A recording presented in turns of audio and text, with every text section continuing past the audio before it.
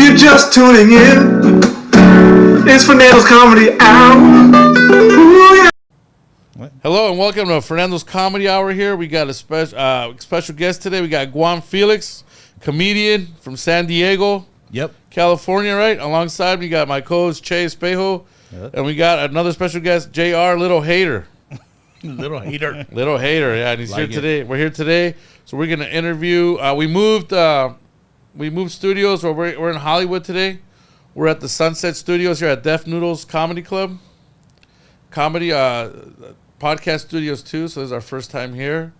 So we'd like to welcome Guam Felix. Hey Guam, how you doing? Doing good. Thanks for having me. All right, thanks for being here, man. Thanks for making it. This is our first show here in Hollywood, actually, so it's be pretty cool. Yeah. So you're the first one. It's your first time. Thank you, man. Thank you. How's it feel to be the first one? Love it, man. Hopefully we kick this thing off. Yeah, we will. It's great. So you've been doing comedy now for how many years? Probably on and off for about 25 years. 25 years, yeah. And the first time, when I first met you, I like to remember people, was at Mel's Diner. Yep. Yeah, it was about a couple years ago. I was at an open mic, right? Mm-hmm. Yeah, it was pretty cool. It was the first time I heard you. I heard your set. Then I met you. Then I ran into you at the Comedy Store. Yep. Found out you worked there, right? And you were like, oh, I was like, that's fucking cool, man. That's pretty awesome. Well, now we're here. So I get to see you once in a while, you know, but now we're here interviewing each other. So yeah. So what's going on? So you're from San Diego originally? Yeah, I started doing stand-up comedy actually at the La Jolla Comedy Store. And I ended up becoming a door guy there. And then I worked there on and off for about 6 years. And then I moved up to LA. And then I was running a Hooters show with Jimmy O Yang and T Money and some other guys and Ari Manis and stuff. And then they shut that show down. And then I ended up working at the Hollywood Comedy Store, and I've been there almost 8 years. Long time, 8 years. Yeah. Right? You're a regular there. Yeah, it went by really quick. Yeah. Once the years go by, right? It's like it's over, right? Once you start working like 5-6 nights a week, you just lose track of time. Yeah. You know, it's like we have our New Year's show. The next you know, it's like July 4th, and the next you know, it's Halloween, and then New Year's Eve again. So it goes by really quick. Yeah, it just becomes like a normal thing, huh? Yeah. But I mean, is it normal at the store? No. Is every day like there's always I mean, the crazy thing about the Hollywood Comedy Store is that there's always something new that's going to happen that night. So you never know who's going to pop in. We always have a bunch of celebrities and like famous athletes are always coming up in there. We get rappers. I mean, just like maybe like 2 months ago, like Rihanna was there. Lil Wayne came by. You know what I'm saying? You just never know who's going to be there. Yeah. And so, but you get used to it. When I first started working there, I was like, oh, shit. Like, I couldn't believe, like, these really famous people were coming in there.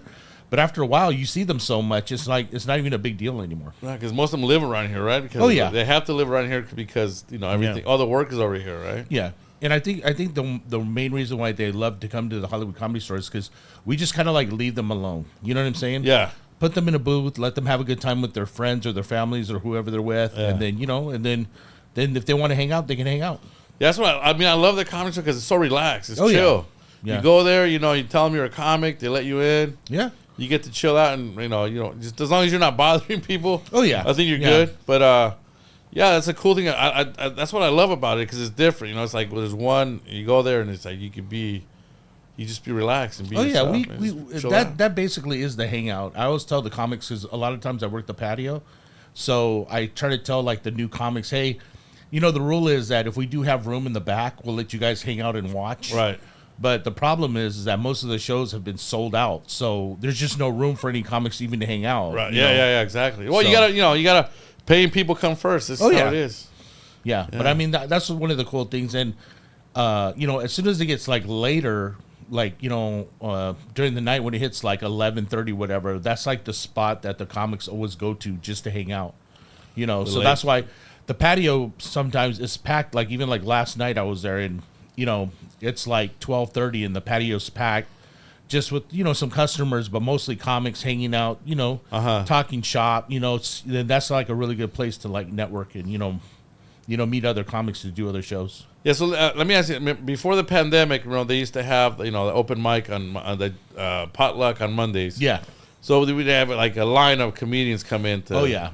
We had the Kill Tony podcast. So from there to now, is there? Oh, it's calmed down. What do you think? Is Tremendously. it better Because- or worse? Well, it's actually better Is for it? the workers because every Monday, this is before the pandemic, so there'll be at least maybe 100 to 120 comics showing up just to sign up. Yeah, I remember. And then they were trying to sign up for Kill Tony. Right. So Kill Tony would be sold out, and then there still would be 50, 60 comics trying to get on there if they didn't get on the potluck. Yeah, it was So, a chaos. Yeah, I remember. Yeah. I heard on the Kill Tony show now that they have in Texas, they said that it's so bad with all the comedians hanging out in the alley that they do.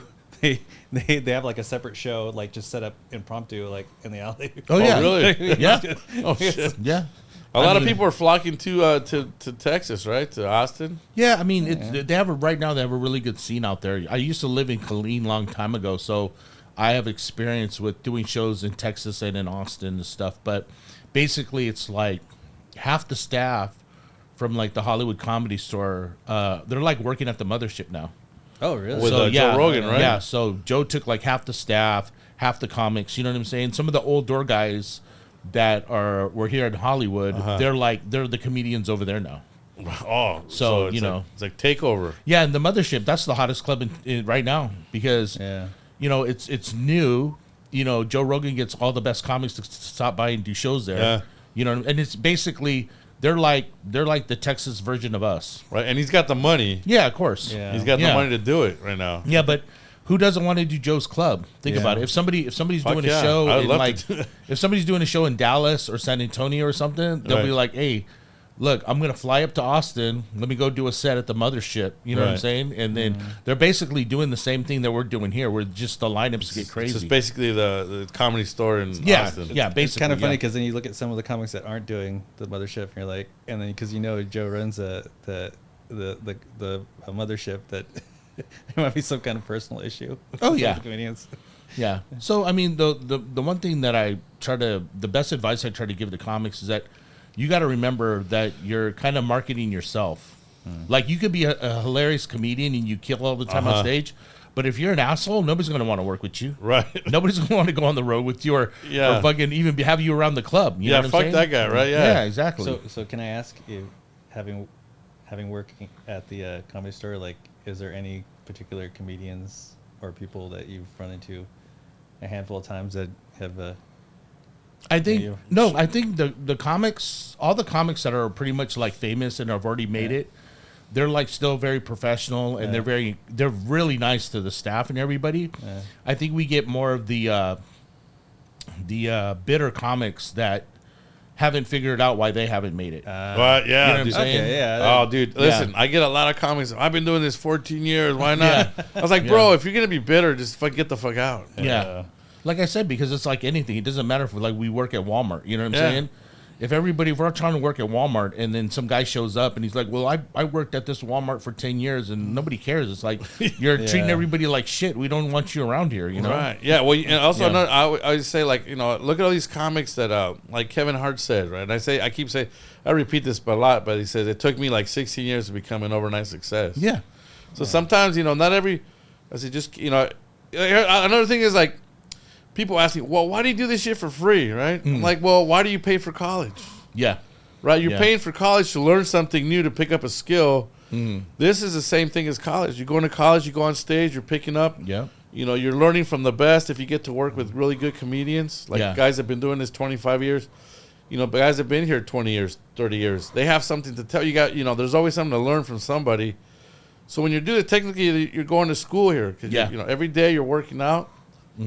It's just not free. Nothing's free in life because you got to either give up your time or you got to give up something. But either you're going to pay for school to learn something, for them to tell you to read a fucking book you can go rent out at the library anyways. Yeah. Or you can go on stage and practice your craft and practice, and learn from other people, network, and meet a bunch of people and learn from them, and build up relationships. It's the same thing, It's the same thing as college. Nothing is free. It's just that people, I guess, some people are glory chasers or like they're, what do they call this? Star fuckers. Oh, yeah. They only, right? Well, the problem now is that, we're having this overflow of these like social media comics and, you know, they're trying to make them popular on like TikTok and, you know, Instagram. Yeah.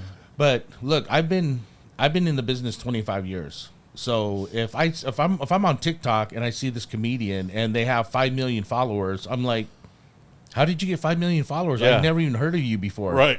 I've never even seen you, and I obsessively watch stand up. So if something's on Netflix or HBO or whatever, or even like, you know, even if I'm on YouTube, I always watch everybody. Right. And I think that's the biggest part that a lot of comedians don't do, is that, well, if a comic ever tells me, hey, I don't watch other comedians, I already know that guy's hacky.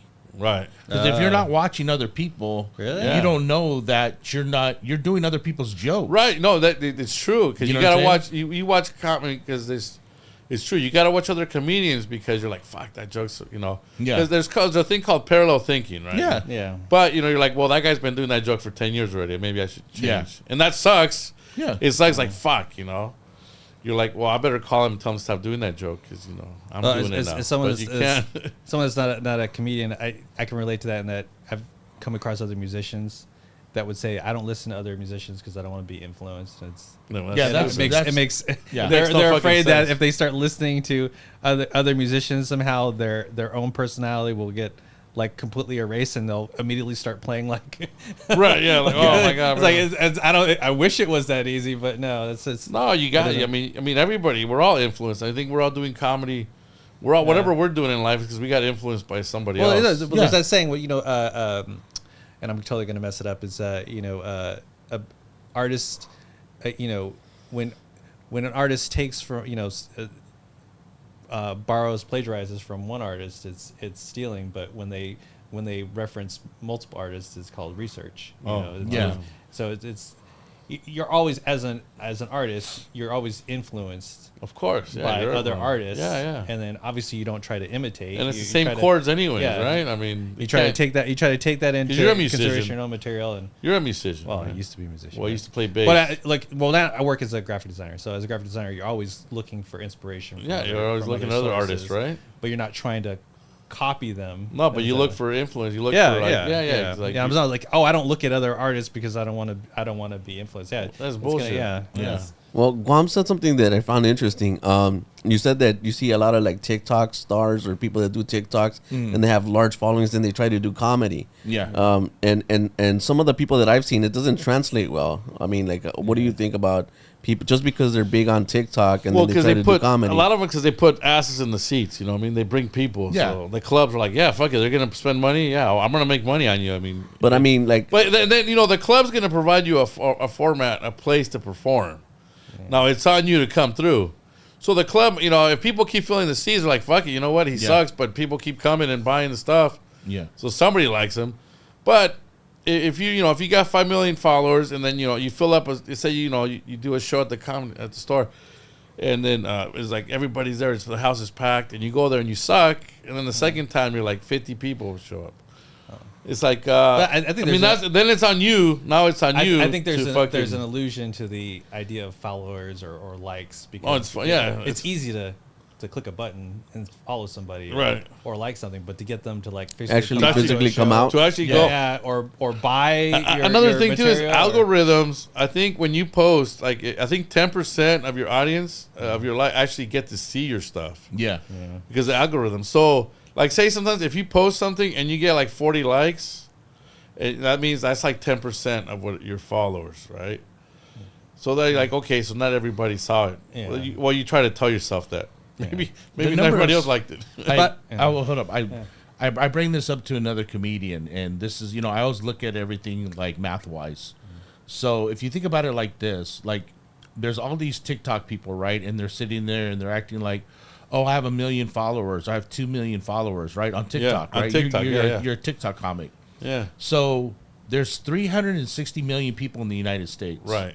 So you're not even catering to not even 1%. Correct. Yeah. And you're on social media. Right. Because perfect example, look, if I do the main room, right, Uh-huh. at the comedy, there's 300 people there. If there's only 3 people laughing, I'm bombing. Do you understand what I'm saying? Yeah, exactly. So, because realistically, if you look at TikTok, if you're really getting 10% of an audience, you should have 36 million followers. Right, exactly. And a lot of people don't look at it like that. Yeah. And people look at it and they're like, oh, I can't believe this comedian. Like, I just saw this guy. There's a guy with some glasses, and he got popular. He started yelling at some girl, right? He was getting heckled. And he started yelling at some girl, you know, and that video went viral. Oh, yeah. I think I knew.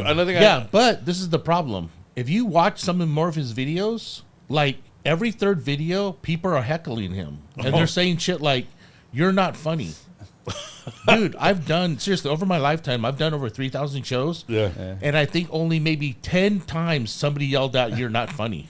Yeah. Do you understand what I'm saying? Right. So you're not a good comic if you keep on getting heckled, because that means you're not keeping their attention. Your flow of your stand-up's not good. Right. You know, but this guy, that's why everybody thinks, oh, he's going to be this next big thing. It's like, oh, he has 2 million followers, but none of the like, if you go to the Comedy Store or even in New York, nobody knows who the F this guy is. Right? Yeah, exactly. Yeah, you know? It's funny. It's a different medium, too, because I think when you're like different. on TikTok or whatnot, you're trying to entertain somebody in basically the length of a ringtone. Yeah. Right? And as opposed to like going up onto a stage, working out like, you know, a premise material, you know, trying to make people laugh. No, because you know what? It's actually, there's a big difference between having people like you on social media and actually have them actually have them come to your show. Yeah. Like actually going to somebody's show, that takes dedication. Yeah. They really have to like you. They really have to like you. Yeah, but another thing, too, I mean, you're going to see it because, you know, if you talk to comics that have been doing it 15, 20 years, it's like, okay, you think you're funny, come here, we're going to put you in this lineup, you know, and people are going to judge you. Oh, yeah. Because, think about it, you know, they call it like Murder's Row. You know, if you go to any of the big comedy clubs, they have a thing called Murder's Row where it's like, okay, you're on this show, but guess who else is on this show? Sebastian's going up, Bill Burr's going to go up, you know what I'm saying? Right. Bobby Lee's going up, all these guys, and they're going to go up there and they're going to murder. And if you don't bring your stand-up to that standard, everybody's going to look at you like, oh, you suck. Right. You know what I'm saying? Yeah. It's almost, I always basically compare stand-up comedy to basketball. You think you put out a little video of you dunking, right? Right. Okay, and you think you can come dunk with these guys. Right. Yeah. But I'm going to put you on the court with LeBron James and Steph Curry and these guys, and they're going to humble the shit out of you. Oh, fuck yeah. You understand what I'm saying? Yeah. Yeah. Oh, So definitely. basically, that's how it works with like stand-up comedy and social media. You can hype somebody up all you want, but if they don't bring it, you know, let them do their own show when they sell it out by themselves. Yeah. But as soon as you put them in that lineup, it's like, that's the best thing about working at the Hollywood Comedy Store. You have to get better. You have to, right? There's no way in hell you're going to sit in the back of the room every night and watch these guys, and it doesn't force you to write. You know? Oh, you're in the best fucking... Yeah, because basically it's like I said with basketball. It's like, You're in the okay, best I go university. to a gym, and I'm watching the all-star NBA guys practice and play. Yeah. I have to get better. You have to. Yeah. I have to figure out what are these guys doing that I'm not doing. Right. And how am I going to bring it? You know what I'm saying? The next time I come to the stage or the next time I play ball. Definitely. There's some psychological there. Cause when you actually attend, like, if that's what you want to do and you attend, like, you start to focus. I'm like, wow, I see what they're doing. You're like, man, okay. And you start to learn things just by watching, you know. Hey, but one thing we didn't bring up when we first started the show is the George Costanza. Can you guys see that behind me? Oh, right behind us? Can you guys see? Did you guys notice that fucking poster? No, I noticed it. I noticed it. And it's crooked too. It's like, whose idea was that? Hey man, Seinfeld's classic. Oh, I love Seinfeld. That's one of the classic shows. But I wonder who's like, you know what would make this room look better?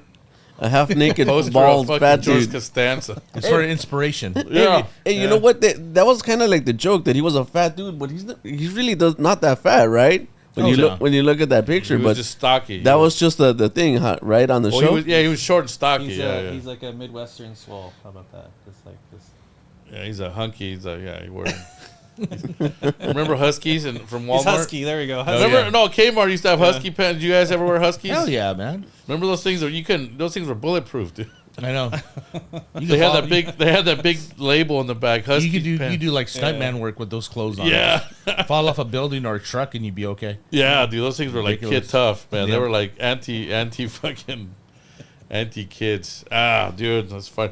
Yeah, so back to you. So let me ask you something about you, Guam. When you were living, the difference between San Diego and LA, like how's your life changed? besides working at the Hollywood Comedy Store, LA sucks. LA sucks, right? Compared to San Diego. San Diego's the best city to live in. I love San Diego, man. It is. I mean, I always tell everybody, I said, man, if the Hollywood Comedy Store was down in San Diego, I would be in heaven. Right? Yeah. So I could go. Because another thing, too, I always tell everybody, I was a big fan of stand-up before I even got into it. You know, and I think the one thing that triggered it was, long time ago, you know, I would always watch stand-up comedy, you know, on TV and stuff. Yeah, and then the girl that I was seeing at the time, she was like, hey, you should try that. And I was like, man, I can't do that. You know what I'm saying? Yeah. So, of course, I tried it, and I kept on, you know, the first couple of years, you just suck because you really don't know what the hell you're doing. Right. So she would come with me to these open mics, and she goes, no, you just got to keep on practicing and practicing. Wow, that's a fucking awesome woman. So, does she have any sisters? no. It's hard to get a woman like that, dude. Yeah, I gotta but- tell you. Okay, perfect example why I always tell, like me, I had a friend named Matt Augusta, and when we were back then in San Diego and we were doing stand-up, like, our goal was to try to get up, like, 3 times a night. Yeah. No matter what. If we have a show, we're going to try to do 2 mics and this and that. So, and people thought we were crazy. Yeah. And I go, no, dude. And like I said, it's like basketball. If I'm going to go to different places and different parks and recs to play, I'm going to, you know, prepare myself so when it comes game time, I'll be in shape. I'll, you know what I'm saying? I'll Like be ready Kobe to go. and the greats. Yeah, All the exactly. greats, they stayed after, right? And they fucking practiced. And then I was watching this interview, man, and it's one of the things that stuck in the back of my brain forever. So Chris Rock's doing an interview, right? And he goes, I still go to open mics, you know? And he goes, I'm Chris Rock. Yeah. He goes, who the F are you not to go to open mics?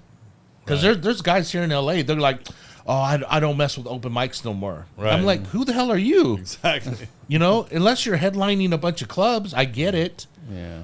But, you know, like, perfect example, I know guys, I'm friends with guys that feature for some of the biggest comedians out there. And I'm talking about huge comics, you know what I'm saying? And they do nothing but arenas. But guess what? On a Sunday, you'll see them at some open mic doing stand-up comedy in front of 8 people. Right. Because you have to keep that thing working. No, I'm sorry. You have to stay fresh. Yeah, you got to keep it working. You got to keep it rolling. Because you do get rusty if you don't do it for Oh a yeah. while. Even- It's almost like, but you got to be obsessed with this. Like, seriously. For It you is. to It's get- an obsession. And It that's- is. And that's what I'm saying. Women, like most women, do not understand this. That's why, you know, for that girl are you still with her? No. Look, I tell her I've been single for 18 years, Really? and the main reason is because of this. Because of comedy, right? Because not every Because I woman's can't. out for this. Another thing too, it's not fair. See, another thing too is, you might even look at somebody's wife of a very famous comedian, right? Perfect example. Look at Jerry Seinfeld, right? Yeah. He's married. He has kids. That Jerry's still going to be on the road 200 days out the year. Dude, the guy's not doing it for the money. Yeah. Right. He already has $1 billion. Yeah, he's He's a billionaire. He's set pretty much financially. He does it because he still has that itch. Like, it'll drive him crazy if he was at the house just going, I didn't get up. You know, I heard that guy writes a joke every day. He hasn't missed writing. He writes every day. Even if it's bad, he writes every day. Yeah. No, I think it's more than just one joke. I think he said he does like 40 to 100 a day, right? Oh, I don't know if it's that much, but he writes every day. He writes. He does. It's just a habit that he did. I just read a book. It was called Bad Habits or Atomic Habits. Yeah. And it's just developing developing better habits. Just bettering yourself. More like disciplining yourself. Yeah. Yeah, that's where I got that's where they're talking about. It's just a discipline. You do something, just a habit you develop. I mean, look, perfect example. And, I'm not trying to look, I'm doing all these shows, right? And it's Sunday, and my friends are like, hey, let's go to the beach. And I'm like, no. And they're like, what are you going to do? And I'm like, I'm about to go do these 2 open mics. Yeah. And they're like, why are you going to do, let's go. Like, seriously, they were mad at me. I had friends visiting out of town. They're like, go. I said, no, you guys go to the beach. Yeah. I got to do these 2 mics because I'm about to do the main room at the Comedy Store. Right. You understand what I'm saying? Yeah. And I don't want to feel rusty. Exactly. And I'll give you guys a perfect example why you always got to prepare it. And somebody told me this. I met this comedian a long time ago. He's like my day one guy, Doc Carter. And when I first started doing stand-up, maybe 2 years in, he goes, man, if you ever go to a comedy show, always envision yourself being on stage. Because you never know. Right? So perfect example, not even a year later, they used to have these big shows at 4th and B, downtown San Diego. This place holds like 1,500 people. Holy so I shit. went to the show, right? Yeah. I'm literally sitting in the audience, and the guy emceeing runs up to me. He's like, "Hey, Guam, 2 of the guys ain't gonna make it. Can you go on stage and do 15?" Oh shit! So I go up on You stage. knew the guy, right? You knew him. Yeah. Okay. But this is the thing, though. I go on stage. I have one of my best sets ever, right? Yeah. You know, in front of a big crowd. Fuck It's yeah, probably the 1,500 people. Yeah, but this is the thing, though. Dude, that's why huge. I tell everybody, hey, the reason why I had a good set was because I was doing those open mics 3 nights a week. You know Right, what you I'm were saying? ready. Yeah, if I didn't have a show, me and Matt and some of my other friends, you know, the guy, like, you got to hang out with people that are kind of like obsessed with it. They're like-minded. Yeah. Yeah, because if you go on stage and you do a big show and you bomb, that's on you. Right. Now, don't get me wrong. I know sometimes the crowds suck. Yeah. There's a funky air in the room. They're just not. They're too tight. Right. You know what I'm saying? There's different things that are going on, but you should always have. I always tell comics this. This is one of my best advice I give comedians. You should always have 10 minutes of clean material in your back pocket that you could do anywhere. Right. If somebody says, "Hey, man, can you go up there and make these people at this church laugh?" Okay. Right. Can you go to the senior citizen home and make these old people laugh? Yes. Yeah. Can you do this casino? Yes. Just clean 10 minutes. Like, if you've been doing comedy over 10 years and you don't have 10 minutes of clean material, something's wrong with you. Because that means you missed out on a lot of gigs. Now, people tell you that. Yeah. Dude, there's 1,000 hilarious, dirty, funny comedians out there. Oh, true. But there's only a handful of comedians that are clean that are really good. And that's where the money's at. Really, is Yeah. clean Yeah. comedy. Yeah. Well, when I first, another thing too is that I always had this thing that the reason why I got attracted to the Comedy Store, especially up here, was when I was working in La Jolla. You know, if I had a weekend off or something, I'd come up here and I'd start watching everybody. So, you know, I went to the Laugh Factory and I was watching these guys and I was like, man, these guys seem like they're all trying to do like their TV sets, like they're auditioning. Well, to I've be on heard that TV. before. Yeah. You know, I one of the guys I was working with, we're writing together. He says, always goes write your set like Yeah. if it's a comedy, what is half hour? What do they call it? Yeah. Like a special. Yeah, or if you're gonna be on TV. I was like, oh, well, that's one way to write. I guess, you know, make your life. Yeah. Well, look at Hulu. They got that one guy. Hey, what's up, fool? Or Chris Estrada. Yeah. This fool. This fool. Yeah. The whole show is based around his set. It's Yeah. about him being a bit. Well, you know. Have you watched it? I've seen some of it. Yeah, First Yeah, season's yeah. pretty funny. The second Yeah. season just came out. yeah, Yeah, Jamar Neighbors is on that show too. yeah. He's And a see- regular at the store, right? Yeah, so people got to understand too. You got to remember, like, perfect. I'll give you another example. It doesn't matter what TV show these guys get on. You never know what kind of comedian they are, right? Right. You know, rest in Bob Saget. Yeah. He was on the most wholesome family Right. show you're gonna be on. Dude, the first time I saw him, I was like shocked. I was Right.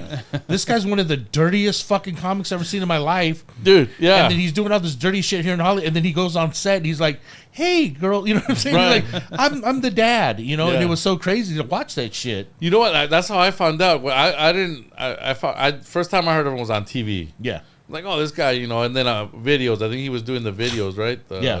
Funniest videos. Yeah, funniest videos, yeah. This guy, he looked like a clean cut dude, and then I hear, no, dude, this dude's a fucking. Oh, dude. this dude's a Savage. Fucking, yeah, he's a savage, He's on stage. bro. But do you I guys was like, know? oh shit. Do you guys know like what kind of opened that door for people to realize? Yeah, like how did what opened the door for Savage? Since he was such a dirty comic, somebody saw him on stage. The producer did, right? Yeah. And they're like, dude, you come on. I guess he's got that look too, though. I mean, look, perfect example with Jamar Neighbors, right? He's Yeah. on that show, and he does, you know, he's doing funny stuff. But dude, if you see Jamar close the Comedy Store, you're like, holy shit! Like Jamar He does that. Trump, does he the one that does that Trump? No, he just does a bunch of wild, crazy stuff. Uh-huh. But that's the thing, like I was saying, when I first started coming up here, Yeah. so I go to the Hollywood. Remember, you know, I'm a door guy at La Jolla. Yeah. So I go to the Hollywood Comedy Store, and I've seen the door guys perform, and some of I saw Don Barris and these guys and Holtzman and stuff, and I was all like, these guys are out of their fucking minds. And I go, dude, this is where I want to be, Right. Because I said this place fits my personality. Exactly. You know. Yeah, yeah. You know, you after a while, dude, you get tired of like the robot comedy. You know what I'm Right. saying? Hey, here's joke number 1. Here's joke number 2. Da da da da da. Right. You know, I mean, dude, they clamp down on a lot of stuff. Like, I'm not even lying, dude. I remember coming up here, back in the day, and dudes were pulling their dicks out. You know what I'm saying? Shit. At the very end of the night, just fucking around, Really? But it'd only be like, the door guys and doing all kinds of crazy shit. And we'd just either be fucking laughing our asses off, But they won't do that shit at the Improv or the fucking Laugh Factory. No. They'd be like, man, get this motherfucker the fuck out of here. Yeah, wow. So they pull their dicks out at the store. No, that was a long time ago, though, dude. That's a long time ago. Seriously. Dude, Ari Shaffir, every now and then, he would be doing a set, and he would just pull one of his balls out and have one of his balls hanging out. Dude, and just seeing the shock of the people in the crowd, dude, you just be back there like on the floor dying. Oh my god, dude! I don't know. Yeah, I wouldn't know I was like, what the fuck am I doing here? Yeah, watching this dude's ball hanging. Like, yeah, but it's such a shocking, funny thing. It's almost like when you watch those movies, what I'm saying, well, like the raunchy kind of humor. That's that, what, Yeah, I think that's what makes the store different. Is that it's that relaxed, like it's totally like free form, like you can go ahead and just express, it's free. It's freedom of it. Just express work something out, It's like there's no, you're like you said, there's no robotics. There's no like you got to be this way. You just go ahead and just be yourself and do some crazy shit that you might regret later. But you're like, fuck it. This is how I feel right now. This is what I want to do. I want to pull my balls out. And there's many different interpretations of comedy, and I guess some people think that's part of it, right? Like just like being graphic. Well, just like artists that paint shit with their shit. Right? There's that one guy that used to drink Gatorade or blue Gatorade, and then he just shit, and that was his art piece, like abstract art. I'm not familiar with this guy. There's people that actually draw with their shit. There was an artist that would like do an enema with paints. Right, enema. That's the one. Yeah. Is that we talking? That's about the one I'm guy? talking about. Yeah, it looked like slushies from 7-Eleven, dude. Well, another example is that. Look at people's tasted movies, right? Right. Yeah. A lot of people like watching like R-rated movies. Yeah. They want to see violence. They want to see sex. Yeah. That's how the Hollywood Comedy Store is. It's like it gets raunchy. Hey, you start hanging out late, you can hear some wild shit. Oh yeah. But some people go to that. They're like, no, dude. There's so many people. Like, I'll give you a perfect example. One night, I'm working the main room, and a lot of people have never seen Brian Holtzman, right? Yeah. And Brian Holtzman just fucking goes off on everybody. So this big group of Marines came in there. There's like fucking 18 of them. And we thought they were going to be a problem, because I know these guys were going to get hammered. Right. Dude, Holtzman goes up there and he does like maybe like 45. Dude, all these Marine guys are laughing so fucking hard. They're literally on the ground like about to piss on themselves, right? And this is the crazy part. The end of the night, they all come up to me and they're like, dude, who the fuck was that guy? And I go, dude, that's Brian Holtzman. He's like a legend here. And they're like, how come we never seen this guy on TV, or you know what I'm saying? Right, yeah. And I go, because look at the shit this guy was doing. You know what I'm saying? Like, you talk about getting canceled, like, what the fuck? Like, we have to make him go up late. You know what I'm saying? Right. So, but there's certain guys, like guys, Marine, you know what I'm saying? Guys that like to party and like to drink, do drugs. They love that shit. You know what I'm saying? Yeah, so you could go see that kind of. Is La Jolla like that? Or? Well, La Jolla basically, they have like showcases on every Thursday, I think, if they're still doing it the way how I remember it. They do like I believe they do a showcase on Thursday where they have a lot of the local talent there. Yeah. And I tell everybody, hey, listen, if you're doing stand up, if you've been doing stand up comedy like 2 years, dude, move to San Diego. And they always ask me, I go, listen, because you do open mics up here in LA, there's just comics. Dude, they have open mics down there in San Diego. There'll be 15, 20 regular people in there. Oh, really? So you could actually work on jokes. Okay. Yeah, dude, there's guys down there right now that they murder. They just don't live here in LA. And they tour like all around the country. Right. And they're really good comics because it's like perfect example. Like I'll do the open mics here, and I know there's only 10, 12 comics there, but I'm still just trying to work on something. Right. When you do open mics in San Diego, there's real people there. That's when you can tell the jokes. Yeah. You can tell the jokes because you're gonna get a reaction. Right. We say about because when you're doing it in front of comics, they're like, "Fucking hurry up!" It's my turn. Yeah. They're just waiting to get up. They're like, "Get the fuck, come on, get the fuck up!" Or I hate that joke because sometimes there's like a joke that's similar to them. It's like, "Fuck," I did that joke. And it's like, come on. There's more like, come on, hurry up. But yeah, you're right. When it's live people, it's a waste. Yeah. That's when you can tell the joke's good or not. Yeah. So right now, you just mentioned that guy. He you couldn't put him on TV, right? Because of because the style of comedy that he does, and I guess he's fine with it, right? Mm-hmm. Like kind of like where do you see your comedy styling taking you? Like you want to like someday be on TV, have your special, or you'd rather be like more on the underground Guam for that level? experience? Dude, you know what? Be honest with you, my whole thing is that I always tell everybody, like, stand-up comedy to me is like how you guys do stuff with art. It's an art form to me. Yeah. So that's another reason why I never got into acting. Because I didn't want somebody to tell me what the fuck to do. Right. See, when you're on stage, I'm the actor, I'm the writer, I'm the director. You're in I control. control of everything. Yeah. Hey, either these people, like when I hit the stage, dude, it's like either these fucking people are going to laugh or they're not. I don't want no 50-50 shit with me. Right. It's either you love me or you fucking hate me. You know what I'm saying? Yeah. Anytime you got heckled where you fucking went off on somebody or? Oh, yeah, a lot. Yeah. Yeah, but I told you, though, I've only gotten heckled because I was doing I was going up late and I was doing dark shit. You know. Yeah, yeah.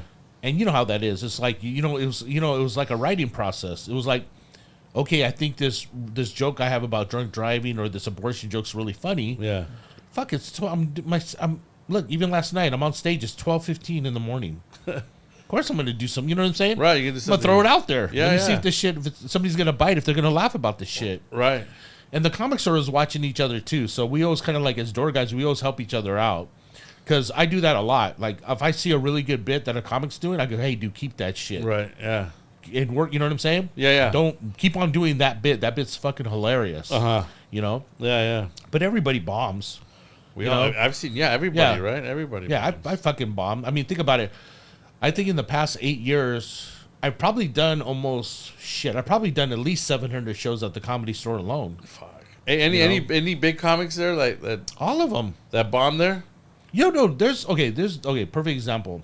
Don't say their name. Just No. There's certain times, because think about it. You'll have a very famous comedian, Yeah. and they'll come out with a special. Then once the special comes out, they can't do that shit on the road no more. Right. Because the people already watched it on Netflix or HBO. Yeah.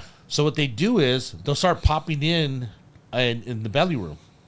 That's the beautiful thing about the belly room. Hey, small little crowd. There's like 40, 50 people here. And a lot of the comics say it. They're like, hey, I want to work on some new shit. You be patient with me. And they just start working on it, you know? Perfect example is, dude, Fahim Anwar, I'm going to say this. And, dude, that guy's a genius. Like, if you guys get to watch him, that's a guy you need to watch. Because he's always writing and he's coming up with all these original crazy bits, you know? But Fahim does a show where he calls it I'm Working on Stuff. And basically, he goes up there with a fucking piece of paper and he'll talk about the Seinfeld guy. Yeah. Work on it. Next thing you know, fucking 2 months later, it's a killer bit. And then I'm sitting in the back and I'm going, damn. Like, you know what I'm saying? I'm like, Jesus, dude. I saw him develop that whole bit the past 2 months. When it first started, right? And now he's fucking crushing it. He's fucking killing that bit. Yeah. And that's what people got to do. That's why you always got to write, because you never know what's going to fucking be good. Exactly. Always Yeah. got it right. Yeah. I think that's awesome that you get to see like the beginning process Yeah. until it's finally up there, man. I mean, think about this. Like, imagine being me and you're a door guy, right?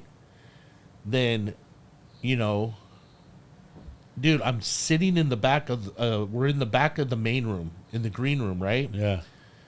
And it's literally like me, Jessica, Dave Chappelle, and his manager and his two bodyguards. And Dave is talking to me about stand-up comedy for 45 fucking minutes. And I'm sitting there going, holy shit. This guy's probably the GOAT. And he's telling me what to do. Yeah. And talking about life in general. You know what I'm saying? I'm like, wow. His whole life is comedy. Yeah, dude, he's just brilliant. Yeah. Oh, yeah. He's fucking awesome. Yeah. Well, he's been doing it for years. I mean, And you got to think about this, about these guys that are like famous, like Bill Burr, Chappelle. Dude, imagine going to any comedy club in the country and they'd be like, hey man, can I get, of course you can get a, you got carte blanche. Yeah. Anywhere you go. Dude, I'll kick the guy off stage right now. Right. He's been up there 2 minutes, start flashing him. Damn, I got to get off stage. Hey, bring up Dave Chappelle. You know what I'm Right. saying? It's like, oh shit, okay. You know what I'm saying? Oh yeah, that would suck. Does that bump happen bumped. a lot more often now, or less often since they had that situation way back when? Well, I heard Eddie Griffin would fucking go up there and do like 4 hours. Dude, I don't, that's the whole thing about it. I don't even understand how I couldn't have been a door guy back then. Because even though I know he's famous and shit like that, I'd be like, listen, man, can Eddie go up at the end of the night? Because that wasn't fair to the guys that were, right in the lineup. And he's doing this a lot. It's not like he was doing this like once a week. He was coming there. Carlos was doing that. Carlos Mencia? Yeah, Carlos would go to the Comedy Store and he'd fucking bump the whole lineup and do 3 hours. Yeah, he still does it. And you're just like, what? Yeah. So has it changed much since then, since Carlos used to do that, or not so much? No. The whole thing about it is that we do a thing called pop-ins. Okay. So we know when somebody's somebody big is going to pop in. Okay. So when they show up, we're just like, hey, when you want to go up? Right.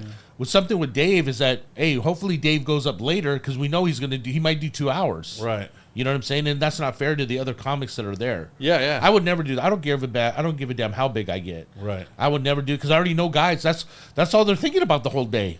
Oh, I got this 10-minute spot at the store. And then bam. And then you show up and you're like, oh, dude, you're not getting up. You know what I'm saying? Yeah. I mean, it's understandable, but I personally, I wouldn't do that to anybody. That'd be kind of Yeah. fucked up. You wouldn't? You wouldn't? Like, No. Just to be a dick one day? Just No. fuck it. Dude, if I'm going to pop in, I'd be Yeah. like, okay, I'm going to do 15 and I'm out. Okay. You know what I'm saying? Yeah. I mean, look, perfect example. There's times when Bill Burr comes there and he'll do each room, but he'll only do 15 or 20. I heard Bill Burr's also very cool. He's also very like... Dude, these guys, see, this is the thing. I don't know. I'm never... Why? Okay, I'm going to say this. I don't care even if I get in trouble about this. Think about this. You're a very successful comedian. Yeah. You're making great money doing stand-up comedy. Why would you be an asshole? Right? Yeah. You finally made it. Uh-huh. Dude, let me tell you something about Sebastian. This is crazy. Sebastian, this is how long ago it was. Remember, I told you I'm down in La Jolla and I used to come up here to LA to watch guys. Yeah. I think Sebastian was probably doing stand-up maybe a year or two. Yeah. And dude, he was bombing. Like I would watch him bomb. Yeah. And there was something about him though. I go, I would watch him. I go, man, there's something about this guy. Right. Yeah. And I know that if he gets, you know what I'm saying? Yeah. Dude, he comes down to La Jolla like 3 years later. Murders. Fucking murders. Yeah. And I was, because I'm a door guy at La Jolla, I'm like, who the fuck is this guy? Right. What he did was he found his voice. Yeah. He basically said, listen, I'm going to be myself. I'm going to write my jokes, you know what I'm saying? Yeah. About myself. Comes down there, and I'm like, who was that guy? Right. It was like a total 360 within like 3 years. Wow. And then one thing after another. And then this was the crazy part too was Sebastian got on Comedy Central, right? Yeah. And they gave him the premium blend, whatever, 3-minute spot. But dude, that spot made him look bad.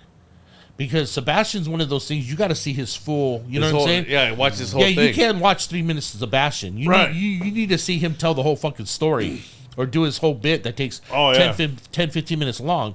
So when I watched it, I was telling all my friends, I go, no, dude, I just saw that guy murder. Yeah. He's fucking like unbelievable. Trust me, dude. And then, of course, it caught on. When people saw him, they're like, oh, my God, dude. I know exactly what you're talking about, Oh, yeah. No, that guy's fucking hilarious. I saw his new bit on, because he married a Jewish girl. Yeah. And he's talking about, he's Italian. He goes, eats Passover. Yeah. And then he's like, man, I'm there waiting for the bread, For Oh, here's another funniest shit. Hey, here's another great Sebastian story. So remember that place I told you about 4th and B? Uh-huh. So Sebastian's already coming up, right? He's on the come up right now. Sebastian does 4th and B, right? And and he's this shit's hilarious. Yeah. So I'm there at the show, right? I'm watching it. It's the Vince Vaughn show. So I'm watching the show, and all of a sudden, he looks down and he starts riffing on some guy's flip flops, right? And he's all like, "What's up with these guys' flip flops and this and that?" Dude, half the crowd started booing him. Well, because it's San Diego. Yeah, you're in San Diego. Everybody dude in there was wearing wears flip flops. Yeah, everybody's wearing flip flops and sandals, so they started booing him. Dude, if you saw the look of his face after that, he was like, what the fuck, dude? I just did one riff about sandals and they hated me. Yeah. But he still got them. But you know what? I think I was thinking about that because I have because I wear flip flops. Yeah. And people talk shit to me. Yeah. But I'm like, I live by the beach. I'm like, that's like the whole pants and flip flop. That's like a New York thing. Yeah.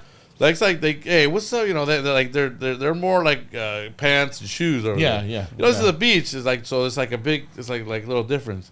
It's like there's really by the. But yeah, that's like a New York thing to make fun of flip flops and even Mexicans too. Mexicans will wear cowboy boots to the beach. Dude. Oh yeah. Or my uncle. We went to the beach one time. One guy was dressed like he was going to a quinceañera. I was like, dude, we're at the beach. Why don't you just wear some flip flops? Relax, man. Sorry. Hey, but we're like. But hey.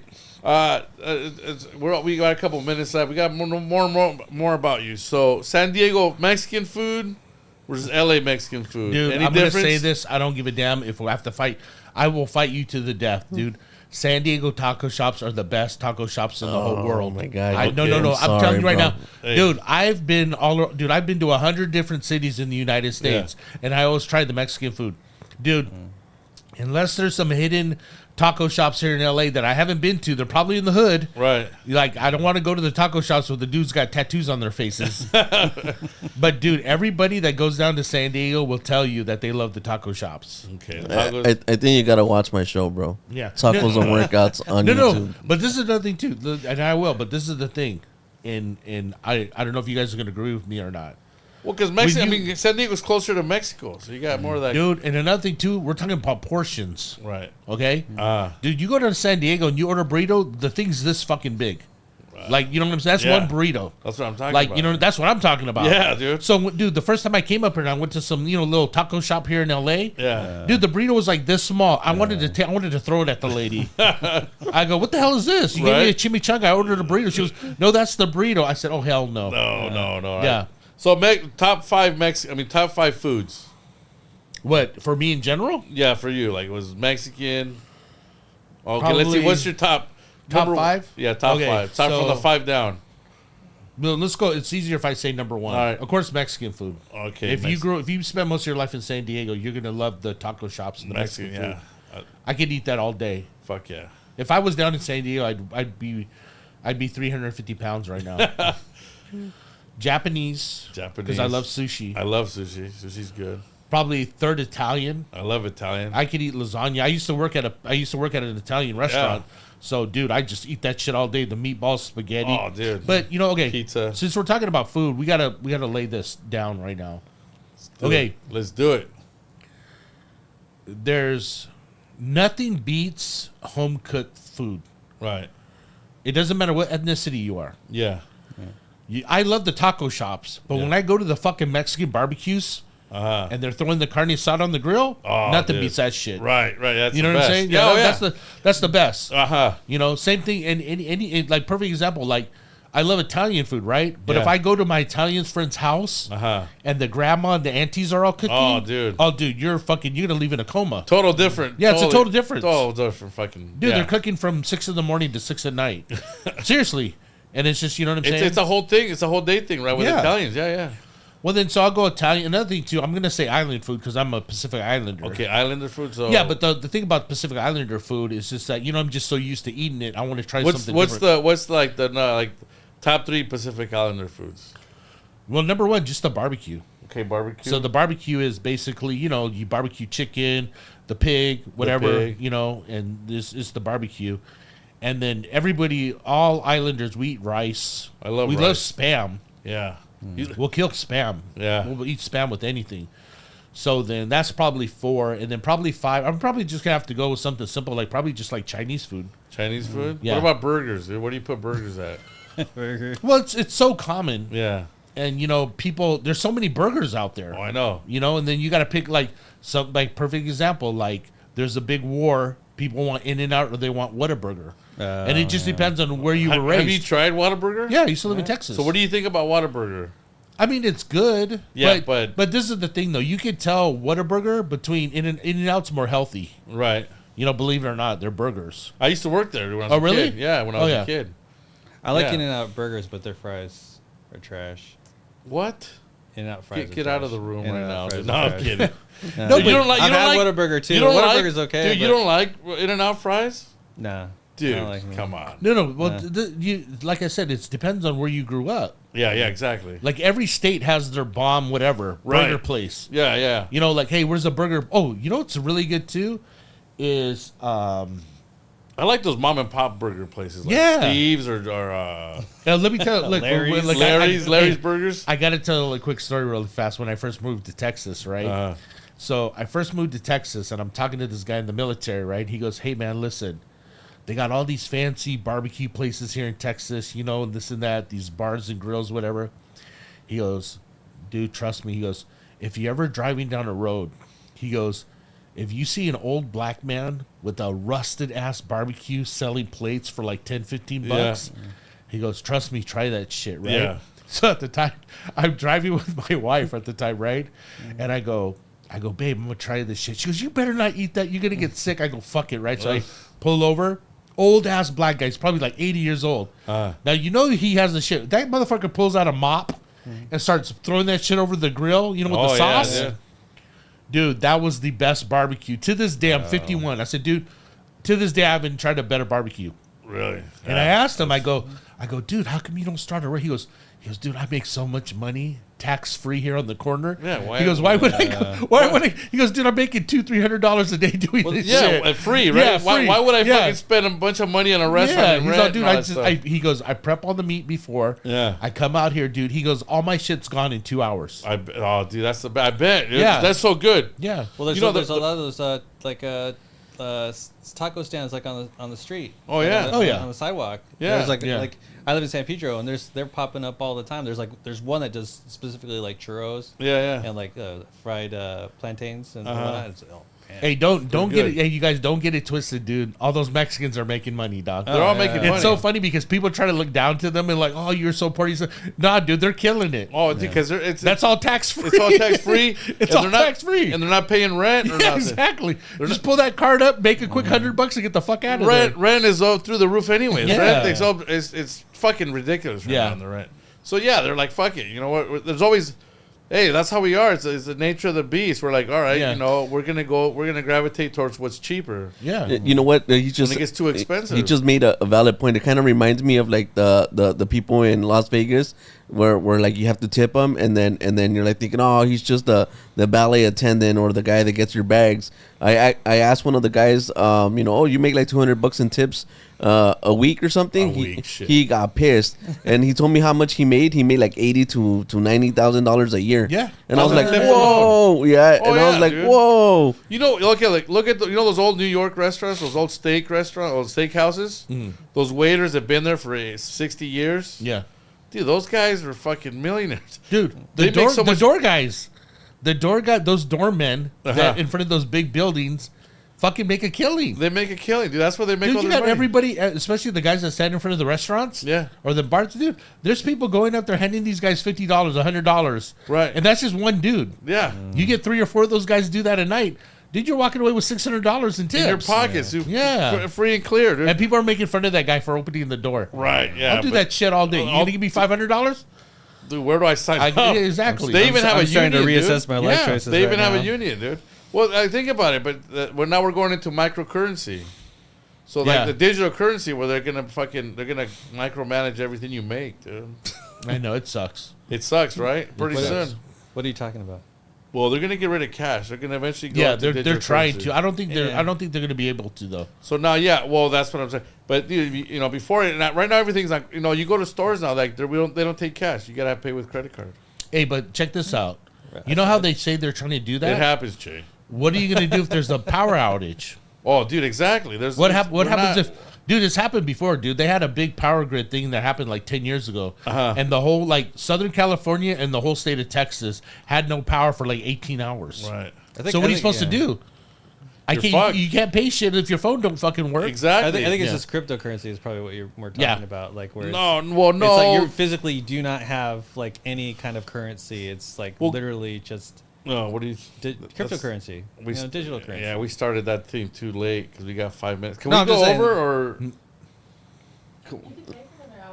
Yeah, we'll go. You guys mind staying another? It's up to you if you guys want to you go. have that time? long. Yeah, you guys are gonna take me out to eat after this. Yeah, fuck yeah, we are. We're going to Chipotle. Where we going? Chipotle.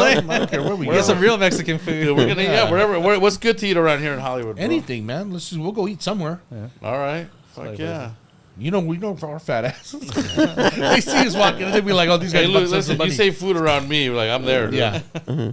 Listen, I didn't get this way by not eating. You know what I'm saying? Yeah. I was telling him that we were making fun of him because he's a new kind of fat, so he has to be heckled into. Yeah, I've started. I wasn't this fat before. Because he told me, hey, recently, I'm a new fatty. Yeah, he's all like, hey, you're making fun of me, but you're fat. I go, yeah, but I'm the old kind of fat. I've been fat for like 10 years now. Remember that show?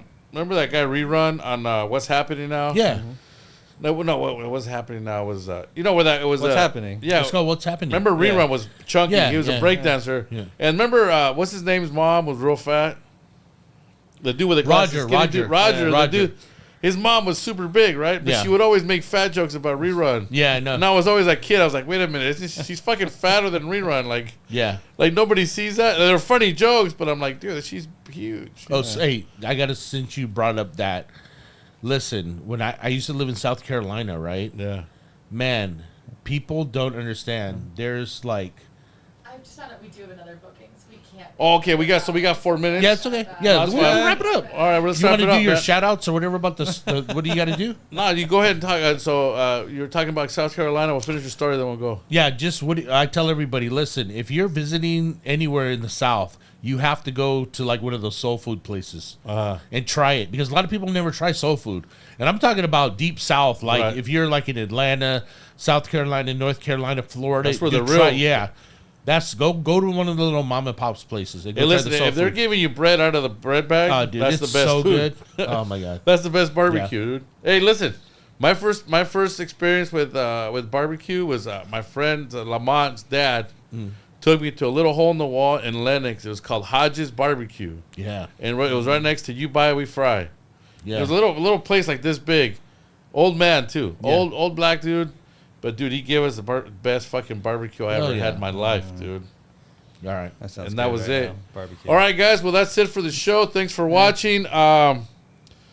We'll be doing this next week, so keep an eye out. And then give a big shout out to Guam Felix here for being our guest. You got Thank you, man. Thank you. JR, right? Little Hater, Tacos and Workout. Check out his podcast on YouTube. And you got Chase Bale here, the graphic artist, co-host, and musician. Sure. What else? Fact checker. He's a fact checker. Oh yeah. He's my fact checker. Yeah, he's always. I always. Me and him, we fight each other with TikTok videos. We spam each other with TikTok, and he's always telling me, "No, dude, you're wrong. That's not He's right." Fernando's a conservative uncle I've never had. That's right. Well, look, I'm going more towards. You're giving off that like conservative uncle Facebook energy. It's like sharing just like sure, if random that's what you want to call people That's with what it is. just okay, sure. That's what Do the research, bro. Do the research. Okay. All right, guys. Well, that's our time. Thank you so much. How do you end this shit? I was Just say your social medias. social media, Fernandoscomedyhour.com, and that's it. Yeah. What about yours? I don't have any. Any shows coming up, Guam, that you're going to be on? Yeah, well, tonight, if I don't know when this is going to come out, but I'm doing the Ha Ha Comedy tonight for their roast battle with Digits. Okay. And then I will be doing the potluck on Monday at the Hollywood Comedy Store.